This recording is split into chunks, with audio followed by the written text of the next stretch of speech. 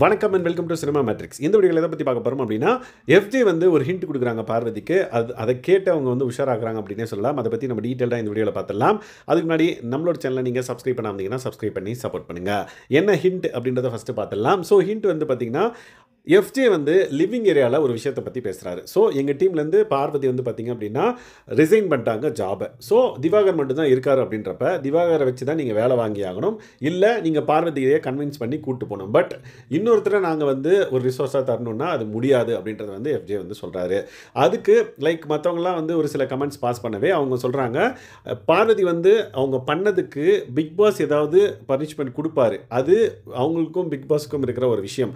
நாங்கள் வந்து எதுவும் பண்ண முடியாது, அவங்கள புஷ்ஷும் பண்ண முடியாது, போங்க அப்படின்னு சொல்லிட்டு. ஸோ அதை அவங்க பார்த்துப்பாங்க அப்படின்றது தான் வந்து ஒரு ஹிண்ட் வந்து பார்த்திங்கன்னா பார்வதிக்கு அங்கே கிடச்சது. பார்வதி வந்து பார்த்திங்க அப்படின்னா ஒரு சுவாரஸ்யமாக இருக்கும் அப்படின்ற ஒரு எண்ணத்தில் அதை ரிசைன் பண்ணிட்டு அவங்க வந்து நார்மலாக இருக்காங்க. பிக் பாஸும் எதுவும் வந்து கேட்கல அப்படின்றப்ப இந்த பர்டிகுலர் எஃப்ஜேயோட அந்த பர்டிகுலர் வேர்டை கேட்டதும் அவங்க வந்து பார்த்திங்கன்னா உஷாராயிட்டாங்க அப்படின்னே சொல்லலாம். உஷாரான கொஞ்சம் நேரத்திலே வந்து பார்த்திங்க அப்படின்னா மற்றவங்க கிட்ட, விச் மீன்ஸ் கமருதீன் கிட்ட அவர் நைஸாக பேசி நான் வந்துடுறேன் திரும்பவும் அப்படின்ற மாதிரி சொல்கிறாங்க.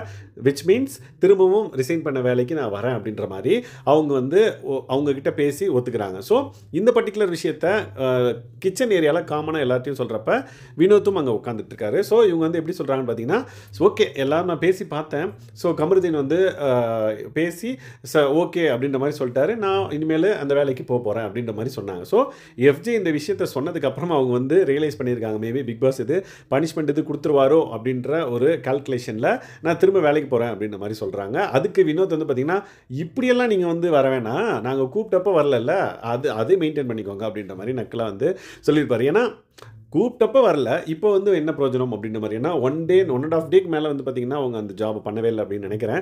ஸோ இந்த மாதிரி அவங்க உஷாராயிட்டாங்க யார், பார்வதி. ஸோ இதை பற்றி நீங்கள் என்ன நினைக்கிறீங்கன்றதை மறக்காம இந்த வீடியோவில் கமெண்ட் பண்ணுங்கள். ஏன்னா ஒரு விஷயம் வந்து நடக்க போகுதுன்னா அதுக்கான கான்சிக்வன்ஸ் கண்டிப்பாக பிக் பாஸ் வந்து பார்த்திங்கன்னா இப்போயோ இல்லை அப்படின்னா லேட்டராக வந்து பார்த்திங்க அப்படின்னா கொடுக்கறதுக்கான வாய்ப்பு இருக்குது. பட் மேபி இன்னைக்கு நைட்டு அவர் கொடுக்கறதுக்கான வாய்ப்பு இருக்கா, இல்லை பிக் பாஸ் வந்து வீக்கெண்டில் வரும்ல, அப்போ ஏதாவது அவங்களுக்கு பனிஷ்மெண்ட் கிடைக்குதா அப்படின்றத பொறுத்து இருந்து பார்க்கலாம்.